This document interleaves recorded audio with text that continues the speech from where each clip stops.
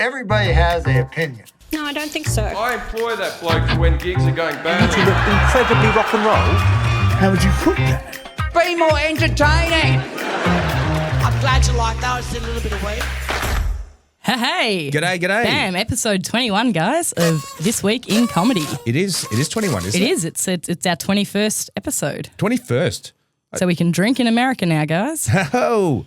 I mean, you can drink at any age. I believe so. I wouldn't know. You're Yes, either 20 drinking with me or drinking against me. And Yeah. someone who's definitely drinking with us today is our special guest for this entire episode. It's Wilbur Wilde. Way. Wow. Great, love that intro, you guys. That's fantastic. Drinking with me or drinking against me. That's it. Hi, Lily. Hello. Hello, Maury. Hello, Wilbur Wilde. So Wilbur Wilde's in the same room. He used to just be on a small TV next to my dining room table. And Mum and Dad used to say, all right, we can watch a little bit of Hey Hey on a Saturday. And here he is in the room, live. I too grew up watching Hey Hey, so kind of a generational cusp that you have there. Both of the millennial and the X. Yeah, the X's. And some people come up to me and say, you're much bigger than what I thought you would be in real life. And I try to explain to them that that's because TVs are like smaller than, like you're only 26 inches high, perhaps in Maury's day. Nowadays, it's like almost life-size. You can get a 100-inch screen and people, you bump into Daryl Summers. He's exactly the same size in real life. Yeah, he is. Well, how tall are you? You are tall. I used to say that I'm the width of a fag paper under 6'5". And fag, in the old which is a rolling paper. a for rolling those. paper of cigarettes. Yeah, correct. Yeah, like a tally-ho. Yeah, absolutely. There we go. Just in case you're planning to call in. No, I feel like I've lobbed something to myself here. But the first time Old 55, a band I played with in the 70s, I had to go to Sydney to join them. The first time we came to Melbourne, my hometown, we played at Monash University, my alma mater. And halfway through the first show, at the Union Building, it was a big deal. There was like 3,500 people there. I remember Frank Holden saying, right, if there's not a joint up here in 30 seconds, we're going to stop playing. And the rustle of tally-ho papers was almost deafening as compliant students supplied us with, I think, upwards of 30 or 40 joints, which were smoked. Nimble-fingered students. And I believe that was so good.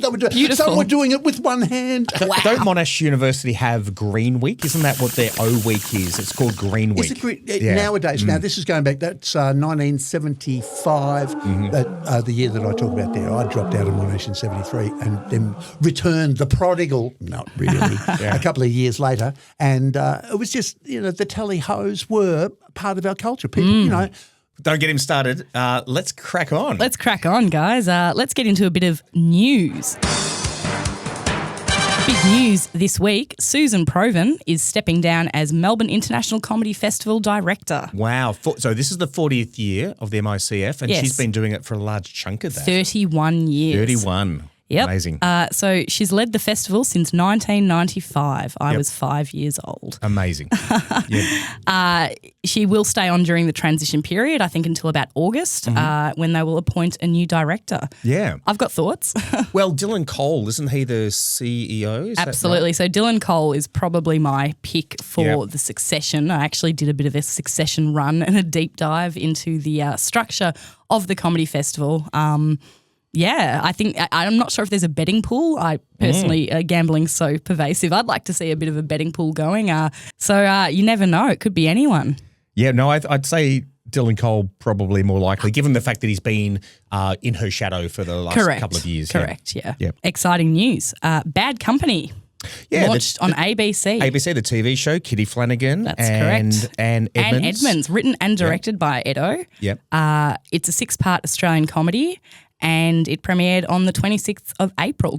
I've seen it. It was fantastic. Yeah, I liked it, yeah. It's set in a struggling theatre company called the Argyle. I think they're all struggling. I don't think it's fictional. I think that would default. Be based in reality. Like they just went into Red Stitch or something in Paran and just went, let's look at this, La Mama or something. I don't know. Other cast members, Angela Dravid, Cameron James, Will Gibb, who I love from social media. He makes short-form social media content. Great to see that sort of talent trajectory these days, the modern sort of, I think it's either stand up and then into maybe television or short form content, TikTok and such. and then moving into that sort of stage. Tell me a bit about Anne Edmonds, please. Anne Edmonds. Well, she did Raw Comedy. Yeah, she by was. the way, and Yeah. she won. I know that woman. She was a finalist or a winner. I'm Yeah. not sure Yeah. which. Sorry, Anne. Yeah. I do. She's partnered with the wonderful Lloyd Langford. Yep, and she's well now she's an actor. I think she was the host of Talking About Your Jen when they brought it back, but then it went away again. But she was actually fantastic as a No, I do host. know I that really, woman, yes, of yeah, I course. really liked her. She's really cool. Loves a power suit, that lady. I look up to her a lot. Moving on, the UK inquiry into women in live comedy. The UK Parliament is holding an inquiry into women's experiences in live comedy. The first evidence session was held on the 15th of April, with the second on the 28th of April. They're raising issues such as gender imbalance, pay transparency, safety, harassment, and weak reporting systems. The inquiry is looking at possible policy change to improve working conditions for women in comedy, which I think is really important. I'm definitely going to make sure I follow this and bring you guys sort of, I don't know what their findings are. It would be cool to see something like this in Australia. I have to ask, with what conditions for women are we dissatisfied? Yeah, well, that would definitely be something to look at. I guess, see, Currently. they say gender pay imbalance. I feel like that's across the board, but especially in comedy. Comedy, there's a pay imbalance for everybody. Right? Really? I think there's different levels. You're either making nothing or you're making heaps. The middle ground, I feel like, is a bit of a slog. But tell me that discrimination. Okay, I mean, No, that's what I'm saying. I think- guys either make a lot or guys make very little. But women, are they? Is there a gender pay gap in comedy? Do you think? So don't know. I have this theory, and it's not backed up by anything except my own, 5 years in comedy, so Okay, not cool. a lot. What I see on, and I'm talking more the open mic scene to the intermediate scene. So we're not talking pros here, but the bulk of the comedy scene on the lower levels, there's heaps of men, right? There's heaps of them, and then there's this many women. So I'm holding a scale that's imbalanced for those of you who are obviously not in the room. 5 women to every 50 men. Correct. See, I'm not a maths man. I'm a creative. Or 1 to 5. That would be another ratio. So so for every 5 men, there's going to be 5 really good men. There's going to be 1 really good woman.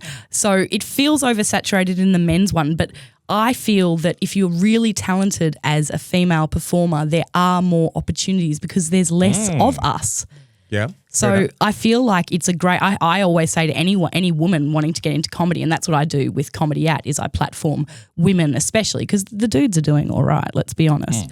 We'll manage. Yeah, I think men will be okay. They'll be all right. I think they'll be all right. But, I believe more in equity than equality. So it's not about equalising everything. It's about giving the right steps up or sometimes steps down. I Not do. so much the mean as the median. Correct. Yeah, absolutely. So, Can I throw some objective Melbourne International Comedy Festival numbers in? oh, okay. Love some stats. And this has nothing to do with money, but it has to do with winning. And the Melbourne International Comedy Festival 2026 award winners. I'm looking at the numbers here. So here we go.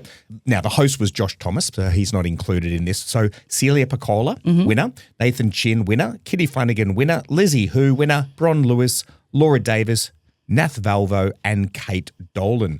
So of that list, 2 men, 6 women. there it is. The 2 future to is 6. female, baby. So I'm not too concerned. And maybe the UK needs to take a leaf from the Australian book. Well, see, I don't know what the scene is like in the UK. So, Well, I've only watched that reindeer one.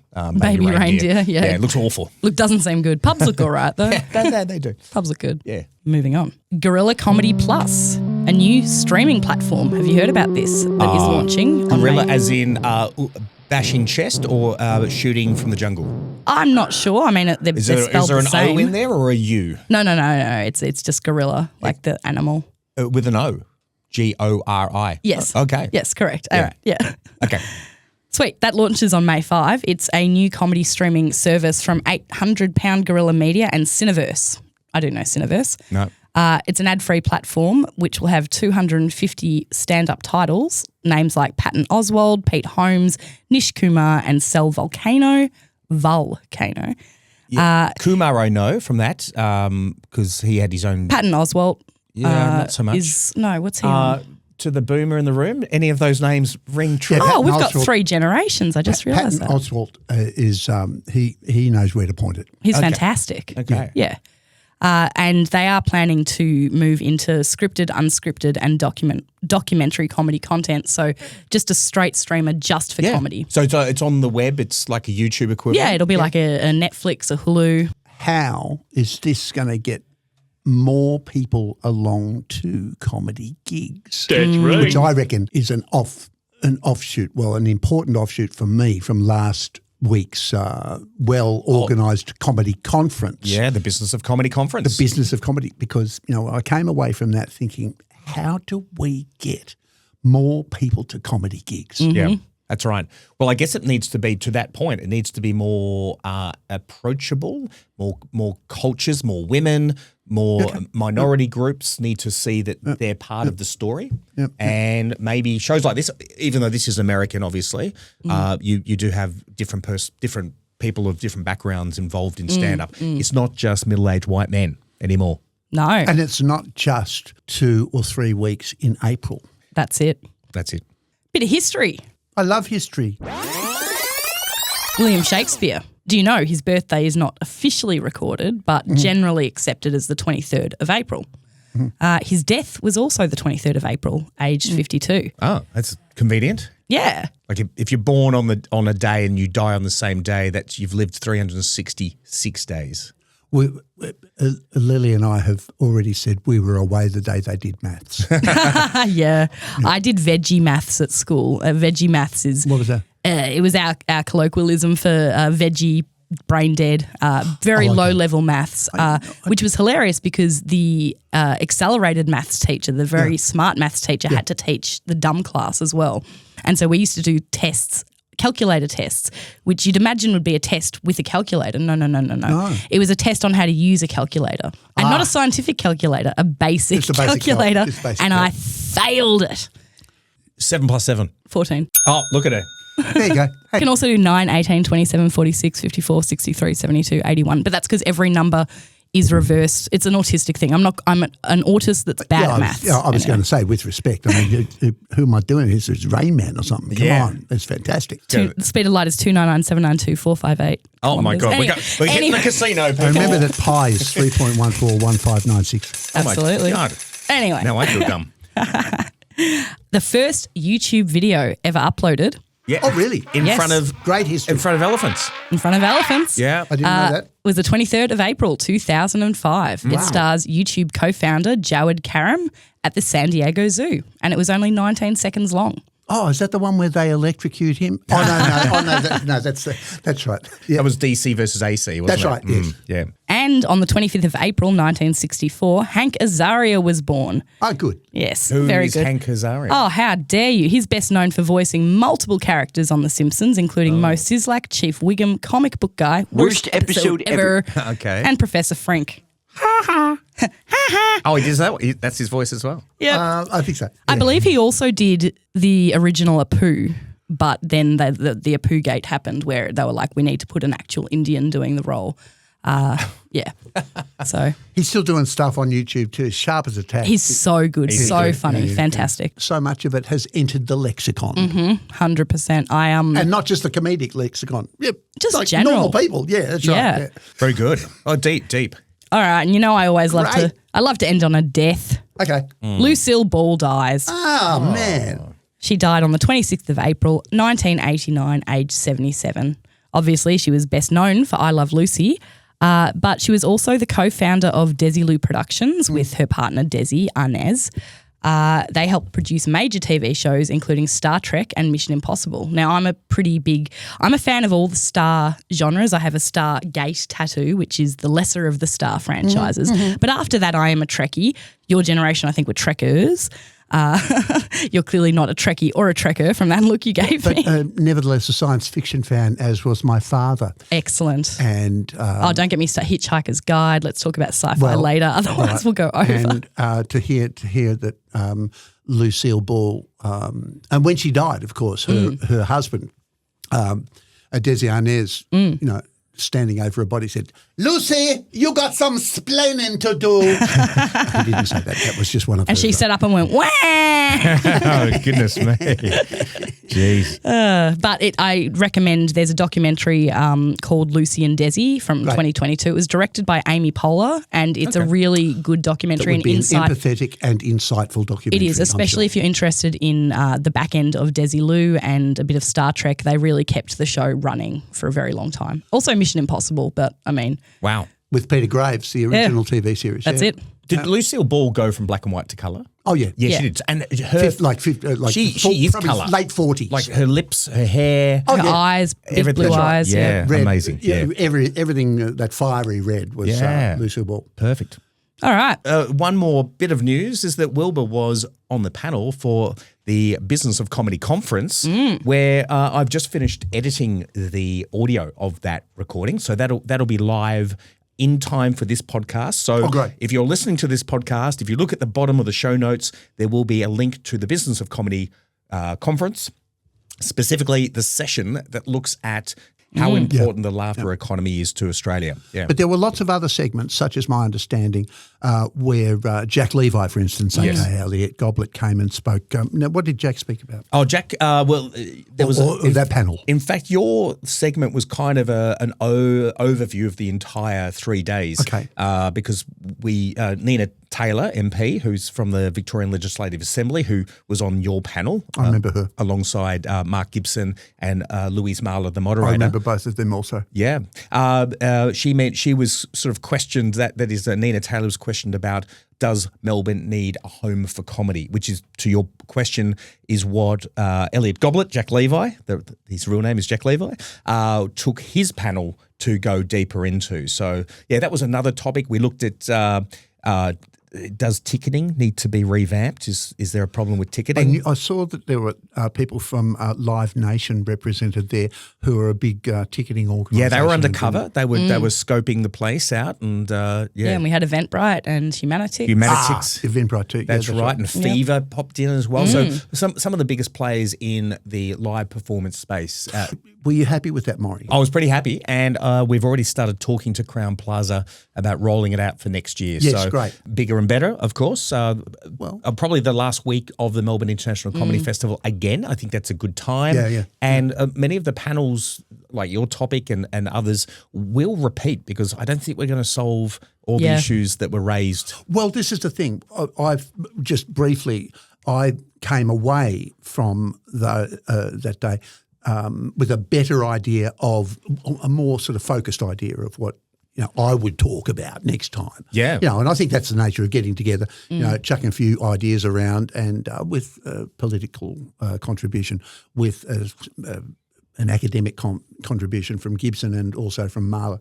And it's sort of, and it's not l'esprit d'escalier, but it's processing that afterwards. You go, I should, what we should have been talking about was this, or I would have liked to have heard their opinion on it. I think that's just part of it. Nina explicitly said to me at the end of it, she wants to catch up shortly, and once this episode comes out, I'll be sending that to her and her team of handlers. She's got quite a few people looking after her, and we'll make sure that because her area, her region that she covers includes South Melbourne, St Kilda, and those two hubs are very creative hubs of Victoria. So it's great to have her. But anyway, I thought that was a little bit of news that Wilbur was part of. That's it, and it's definitely an ongoing discussion. Well, and it's it's with a vested interest that I do this, because what's good for comedy is good for live performance, and what's good for live performance is good for live performance. That's it.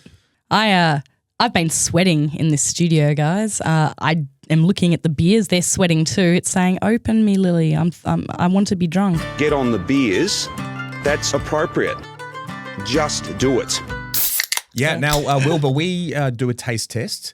We do a little bit more than taste it. We drink the whole thing, to be honest. And you guys are crazy. I know, it's wacky. What, a whole can? A whole can. Sometimes more. Once we did it at like 10 a.m. Oh, that's right. You must have been jet lagged. We'll just We were just in a park.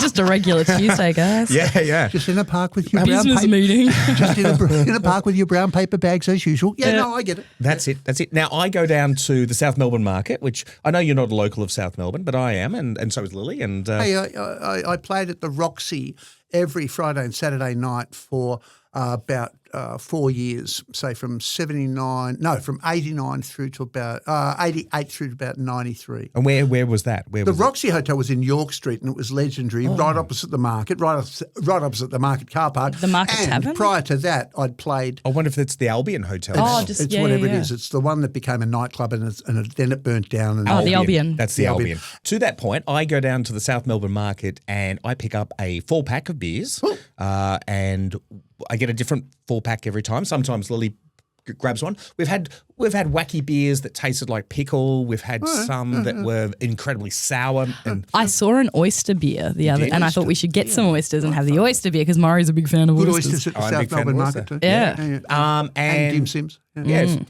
sims. I had dim sims prior to this interview, and so I went down, spoke to Anthony that works behind the Counter. What state in the United States? New York. He's a New Yorker. State capital is Albany.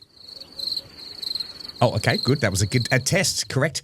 And I said, look, let's test something out. And this one was from Traralgon. Traralgon is part of Gippsland. I know where Traralgon is. Yeah. It's actually the state capital of Gippsland. Oh, good. I was hoping you'd say that. And just down the road from Moe, which is the armpit of Victoria. Motown, how dare you? Yeah. But I'm already looking at it. I know. Murray. So You're getting us these girthy short boys. let's look at the pros. The pro is it's a 4.7. That's a pro. So it's going to be a good flavour lager. 4-pack of them. What's and the negative, Lil? It's a 355 mil. So we had an American, Scott Dickers from The Onion, who you I think would have met at the Business of Comedy conference, and he was talking about fluid ounces in this weird imperial world. Yeah. Now I think 12 fluid ounces is a 355. So I don't know if Australian brewers are kind of trying to appeal to the American market here. Is that what they're doing? Or Americanization is coming in to Australia?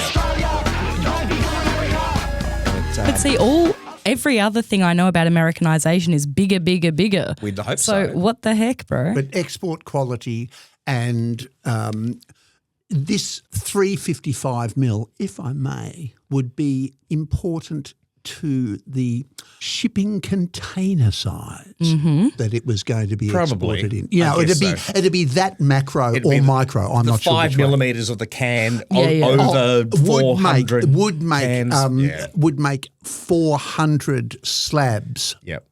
more in the actual shipping container that they were paying That could be it. $100,000 to get to the port of Los Angeles. And if you can answer that, if you're a listener and you're listening to Wilbur's theory there, please let us know if that's the truth. It's not that I'm an expert on supply, but it makes a lot that's how I think of it. It makes a lot of sense. So 355 is 12 fluid out. That seems enough. It sounds now Lily's going, can we just get on with this? Let's find out I'm whether it's jonesing. enough. Come on, you two. All right. So, Wilbur, you did. I did offer, but you said no, just the water. I shan't. So this is the Good Land Good Lager. It's it's got definitely well over the 4.5 mark. This reminds me of traveling through Malaysia. Oh, good. And they have some beers in their convenience stores, probably 7-Elevens. They sell their liquor except on Sundays or something, and you can buy 8% liquor, and it's like Elephant brand or something. Yeah. And I just remember, Malaysia being incredibly humid and hot, and you're sticky, and you get back to the hotel room and you lie in the bath with a tall boy, like a long neck. It'd be a big can, sort of. Right. Oh, big can. Yeah, A big okay. can, and it's 8%, and it's almost like a wine. Like I think we're talking about elephant beer. Was that Heineken? Carlsberg, maybe. Yeah, I think one it of the was- two. Yeah, It was one of the two. Yeah. You mentioned the elephant there. What's the brand name of this, please? This Good is Land? Good Land Brewing Co. Good Lager. Good lager. And 4.7 ABV, 355, or 1.3 standard drinks for those who are in the know. Well, my eyes are awful, but what does it say? Brewed for? Brewed for everyday moments with delicate aromas from Australia Enigma hops and fermented at a cool temperature for a bright taste and crisp finish. I like almost that. got the read. Because mostly I would just have everyday drinking wine at this time of day. Oh, right, like a Chardonnay. Yeah, or everyday drinking wine, whatever it was. Yeah, just a goon bag. Talking about that, I was in the bottle shop, not too regularly, but I was in the bottle shop sometime yesterday. Every day, bro. And I did notice the goon bag has now got rid of the box. You can now just buy a sack. You can just get a sack. A bare bladder. A bare bladder. Now, it isn't just the silver pillow. It is actually contoured in a nicer shape, and it has printed images on the outside. But the box is gone. So they're just printing straight onto the sack. Just straight to the goon bag. Fuck. Yes. That'll make Goon of Fortune more interesting. You know, did you ever play Goon of Fortune? No, Goon of Fortune, I love the sound of it already. So you put a goon bag on a hills hoist and peg it on and get all your friends to stand around and you swing the hills hoist and whoever it lands on has to take a chug. It's Goon of Fortune. It's a classic. That's so funny. Let's play it so sometime. Australian. The hills hoist and the goon bag, two great Australian inventions. I don't mind this beer. It's, I really like it. It's very easy well drinking. done. So who are you again? Brewing, Goodland Brewing Co. Please get back to us and tell us why you haven't done 375. I also very much like the design. Again, this is a audio platform, not visual. It's just black and white and red. It's just white and red. All right, Maury. Yeah. Wilbur, I don't know if you know this. I don't know if you know this, kids. Has it ever made you There is an pause and official think? clown organisation that keeps a registry of clown faces painted on eggs. It's like a IP. You can only one clown can have one face, or you own the IP of your face. He's already on it, yeah. Oh my goodness. So Clowns International is a UK-based clowning organisation that began in 1947 as the International Circus Clowns Club, so the ICCC. One of its strangest traditions is the egg registry. For more than 70 years, they've kept a record of members' unique clown makeup designs by painting them onto eggs. Now, the reason they do this is because there's no formal way that they copyright their makeup looks, but this is the way that they categorise them. Yeah. The idea is obviously that no one should copy each other's faces. I like to imagine that somewhere out there's a clown who knows that some dude stole his face, but he's just waiting. He can't prove it. He's just waiting for the eggs to come through. It's just, eggs. They've moved to ceramic eggs because they lost 400 eggs in a storage disaster when they moved them. Oh, wow. So that's right. now they've moved to ceramic eggs. Yeah, I remember that. That was the great fry-up tragedy of late '56. Yeah, so I think It's a great omelette, though, wasn't it? The great sunny side up incident. Talking about faces, my wife, she's from China, and I lived in China for 14 years. That's where we met. She does white face. She wears this face mask. It's a white face mask each morning, and I make a joke every single morning. I say, "Again, honey, white face, really?" Yeah. Yeah, I can say that. Of course you can. Is it a? I'm intrigued now. Is it a peel-off mask? I'm assuming it's a sheet mask. It's a that is sheet- probably collagen. It's repeated, like she washes it and uses it again. and she soaks it in the serum, her own serums. Yeah, I have one of those too. Yeah, Good stuff. So you do white face as well. Yeah, I'm yeah. insulted. How dare I?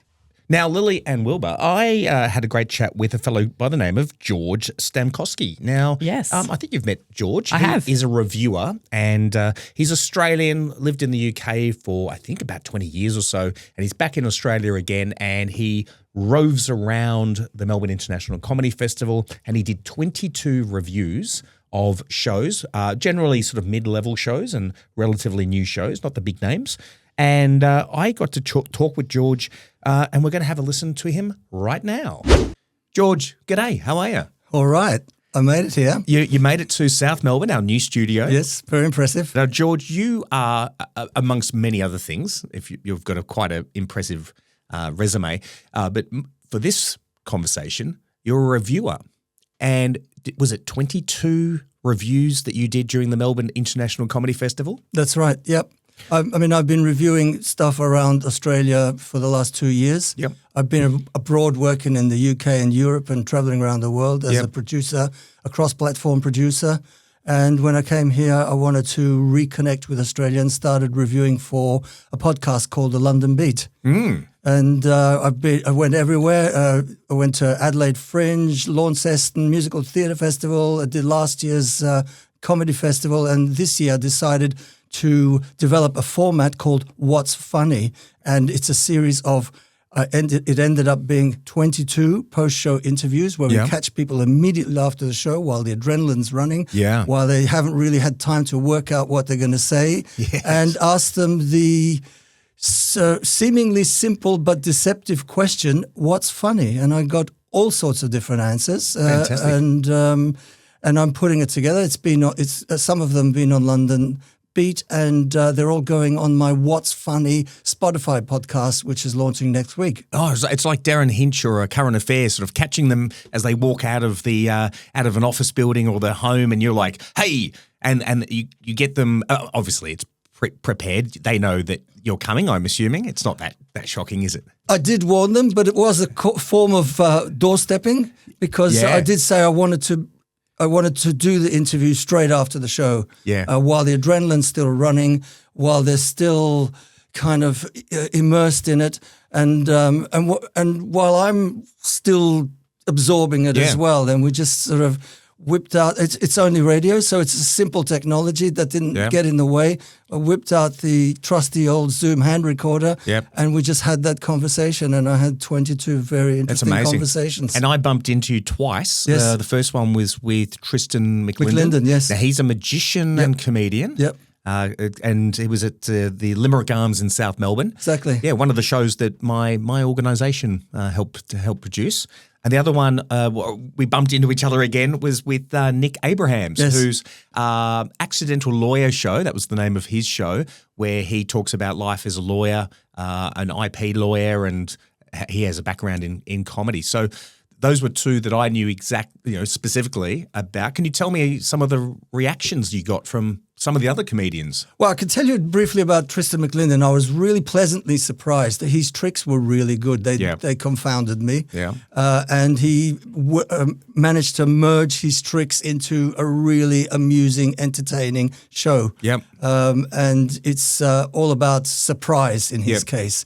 Every comedian has their weapon of mass amusement, and his surprises were indeed quite baffling. Right. So were I they really funny? liked it. Very funny. Yeah. And you had a big crowd in the pub. They'd all had a few drinks. Yep. So they're already in a good mood. Yep. And he tricked them across that 1 hour really well, I thought. He did.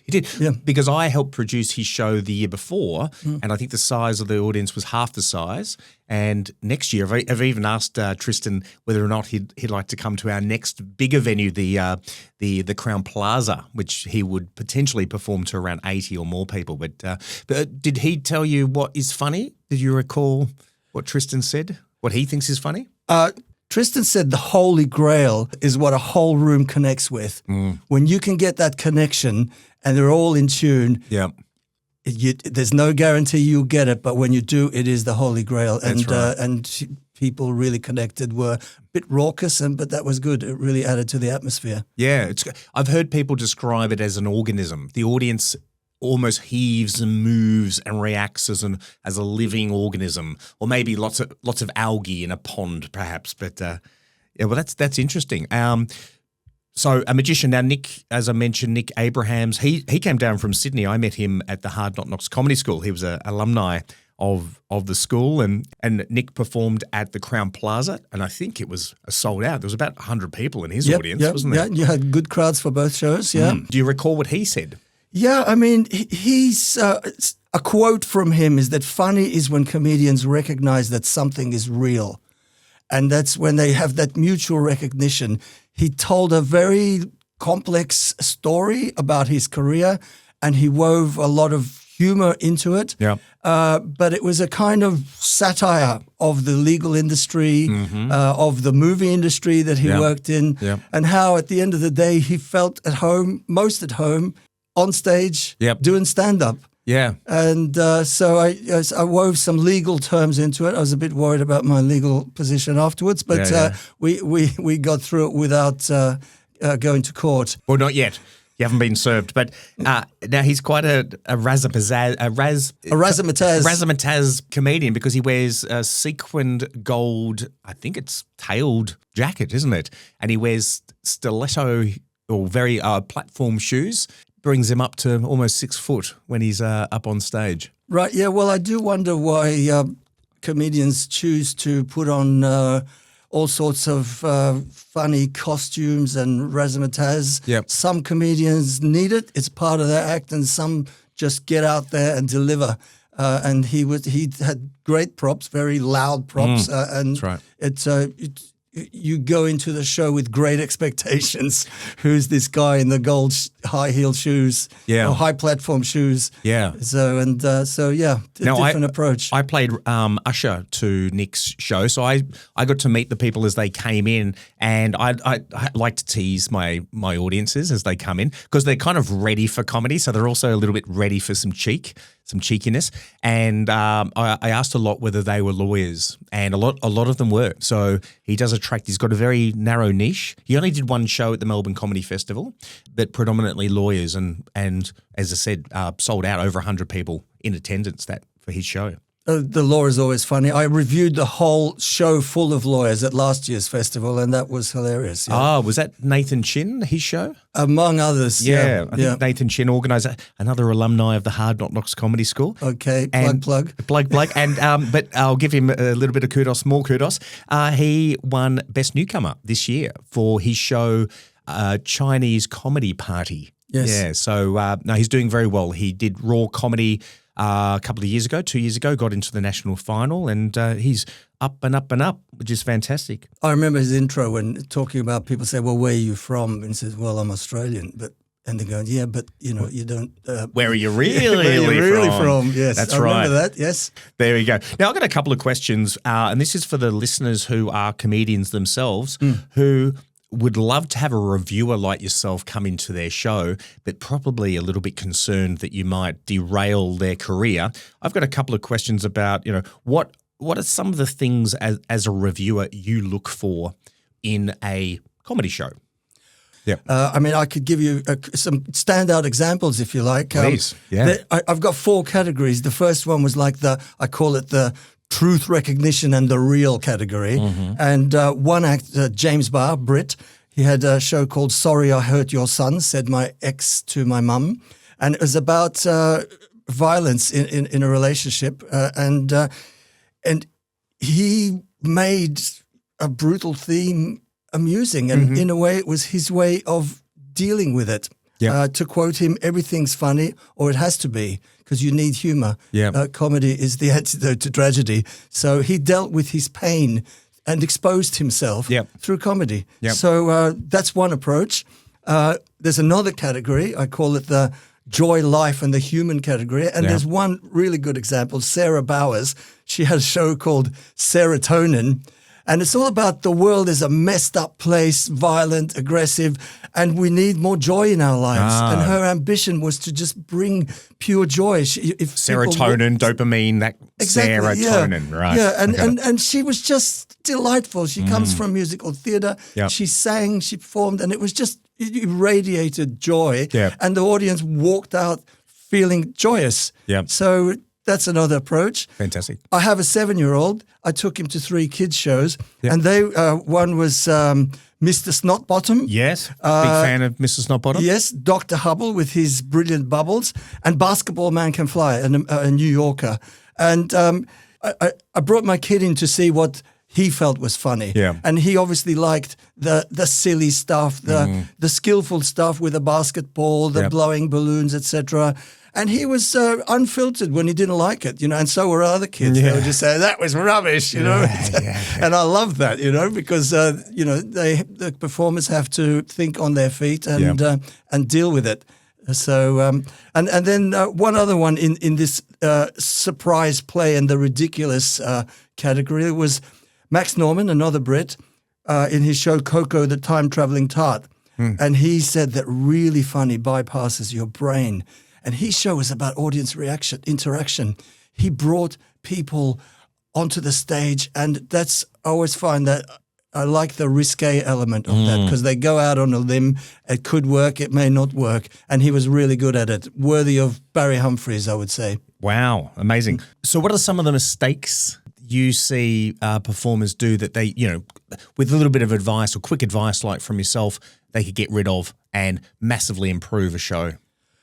One mistake is when, and I saw that a few times, is when a performer refuses to go with the flow, go with the room. They're just stuck in their show, and if they're not reacting, they don't change it. You got to change course sometimes. Okay. Yeah, and you got to hear the audience and engage with them and connect with them.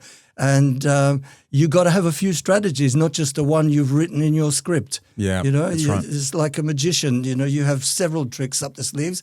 When somebody thinks you're repeating it, you do something else.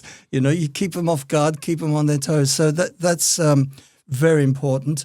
There was one comedian who I won't name, but it just came from a different culture, and it didn't quite translate for the Australian audience. Oh, okay. Now, back home, that probably would have worked really well. Yeah. And I had a few shows from Hong Kong, from Malaysia, from India, where they talk about different sense of humor in their culture compared to here. And so you've got to really arrive a bit early, I suppose, and do a bit of research and find out how your humor will translate locally and tweak it or amend it or throw it away and do something else. But, it's not it's a case of just doing the fixed show that you had in mind and not amending it. Was this person in particular, without giving away too much, then we can uncover who they were, was it their first time to Australia?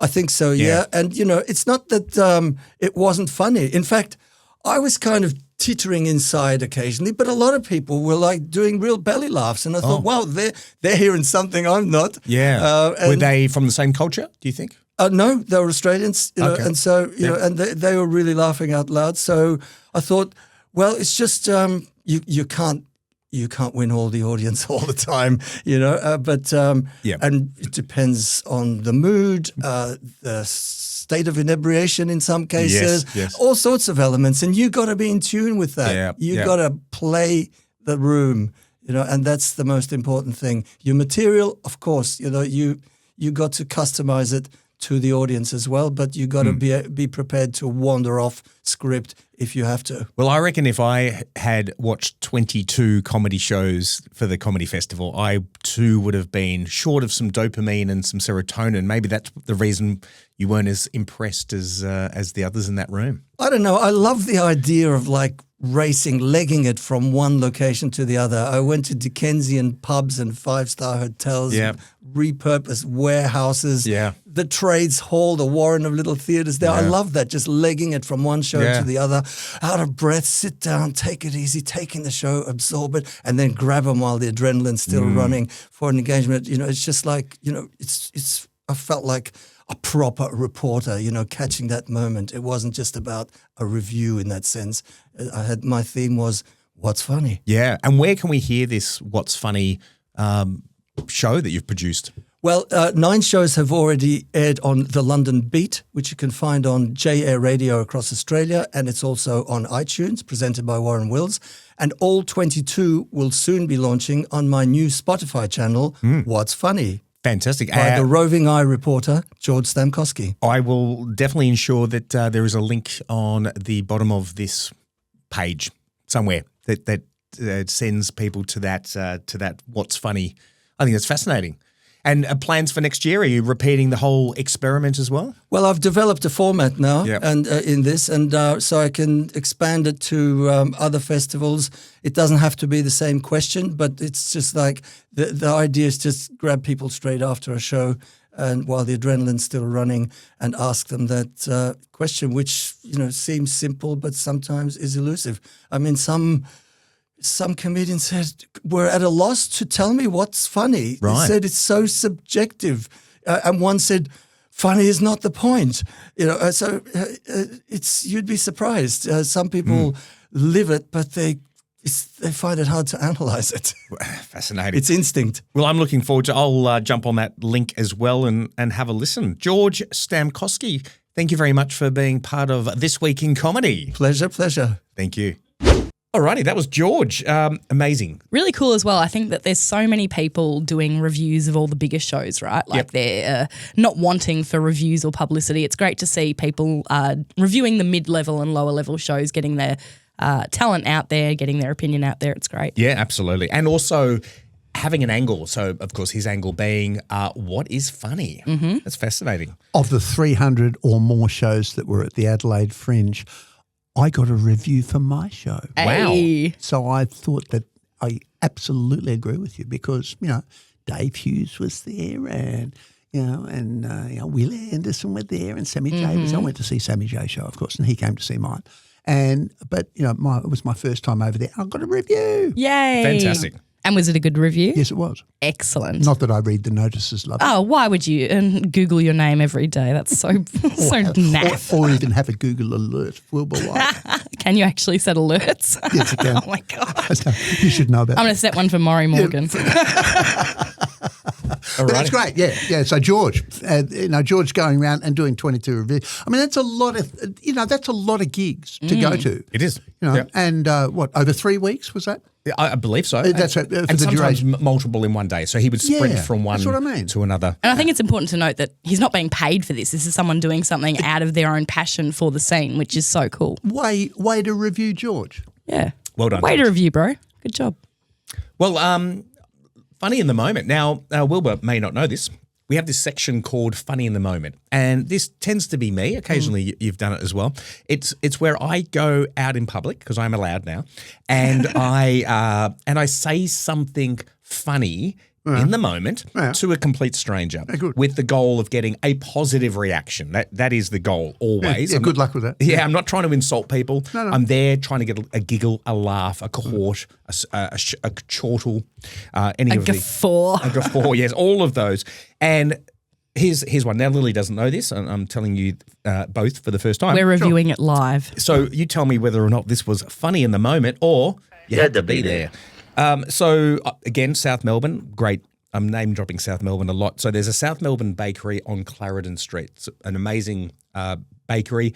The fellow there, Chris, Irish Australian, I imagine he's Aussie now, and gets up at 4 o'clock in the morning to make the best. Bakers work hard. They do. Makes the best croissants or croissants. Love it. He makes them amazing, and he also has a coffee there. And I was there at the South Melbourne bakery with my dog Luna, who I've talked many times about in this segment. And I was just waiting with my dog, and I'd made my order, and then the lady called my name, and I went up to grab the coffee, and as I was getting up, there seemed to be a little bit of confusion. One of the customers who just walked in, she was with her husband, a little bit older than me, and she kind of said to everyone in the room, but also to her husband at the same time, is this the end of the line? Meaning, who's the next to order. And I turned to her, and I was only about a foot away from her face, and I kind of almost leaned down into her face, and I said, no, that's outside and around the corner. Hilarious. Well, it was, thank God, because it could have gone horribly wrong. She could have been a Karen, and she wasn't. She laughed, and they both had a great time. The husband laughed as well, which is more important. So, wait, why is that more important? Well, I could have got clogged. Okay. Clocked. Just don't say that to my wife. Boom. I think it's a great. Look, it's a great community building response. Yep. You could. Is this the end of the line? Yeah. Yeah. What the hell? Exactly. Or. Yeah, what do you reckon? Yeah. I mean, how dumb? You've said no. Sorry, no. The line actually starts. It goes around the block. Exactly.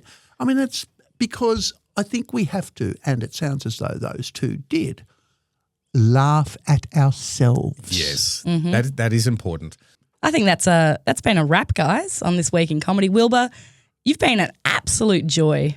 Yeah. Hey, thanks for having me, and I look forward to being able to contribute to whatever you guys get up to, and with the live performance and the comedy, and I have a deep and fond and affectionate regard for the Melbourne comedy scene. And lots of my mates, I've made some great friends through there, and lots of my friends are still involved, So a bully for you for picking up the baton and carrying it through fire and doing what you do to promote the Melbourne comedy scene. Awesome. And you can catch Wilbur on the Business of Comedy Conference podcast with his session, Why the Laughter Economy Matters. Yes. Well, Wilbur, thank you very much. Lily, this has been This Week in Comedy. How would you cook that? Be more entertaining. I'm glad you liked that. I just did a little bit of weed.